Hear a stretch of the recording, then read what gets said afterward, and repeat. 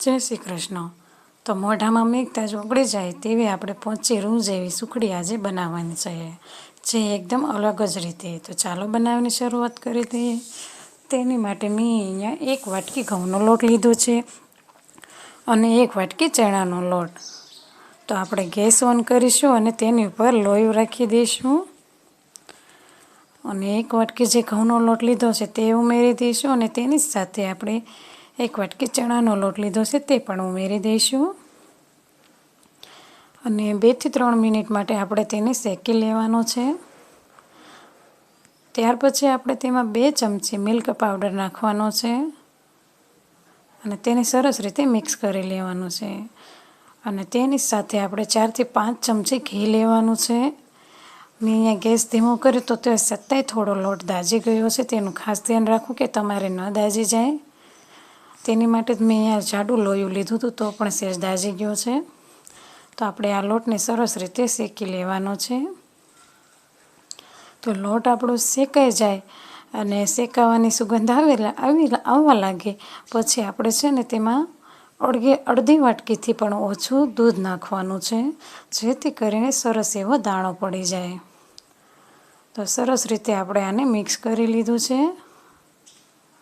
તો સરસ એવું દૂધ પણ મિક્સ થઈ જાય અને સરસ લોટ શેકાવાની સુગંધ આવવા લાગે એટલે આપણે ગેસ બંધ કરી દેવાનો છે। તો ગેસ બંધ કરી અને આ મિશ્રણને આપણે ઠંડુ થવા દેવાનું છે।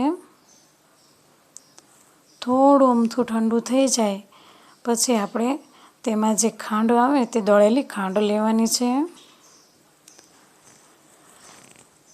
તો મિશ્રણ આપણું આ ઠંડુ થઈ ગયું છે। તો આપણે તેમાં દળેલી ખાંડ જે મેં અહીંયા 1 વાટકી જેટલી લીધી છે તે બધી જ નથી નાખી, થોડી રાખી મૂકી છે અને આ દળેલી ખાંડને સરસ રીતે મિક્સ કરી લેવાની છે। તો મેં અહીંયા ખાંડને પણ મિક્સ કરી લીધી છે। તો મેં અહીંયા એક તેલવાળી ડીશ લઈ લીધી છે, તેમાં આપણે આ મિશ્રણ ઉમેરી દઈશું અને સરસ રીતે આપણે તેને ઠારી દેવાનું છે।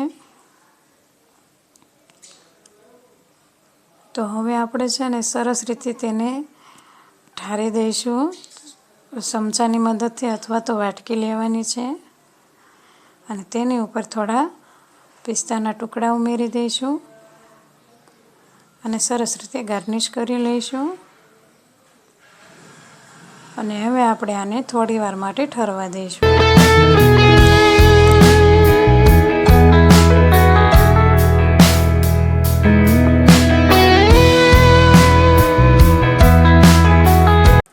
થોડી વાર પછી આપણી આ સુખડી સરસ એવી લીટા પાડી એવી થઈ ગઈ છે।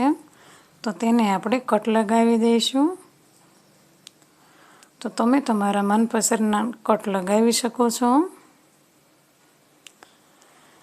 તો મેં અહીંયા બધા જ કટ સરસ રીતે લગાવી દીધા છે અને હવે તમને એક ટુકડો કાઢીને પણ બતાવું છું। તો સરસ પોચી રૂ જેવી આપણી સુખડી આ તૈયાર છે। જો તમને વિડીયો ગમ્યો હોય તો લાઇક, શેર અને સબસ્ક્રાઈબ કરવાનું ભૂલતા નહીં। તો મળીએ હવે નેક્સ્ટ વિડીયોમાં, ત્યાં સુધી આવજો।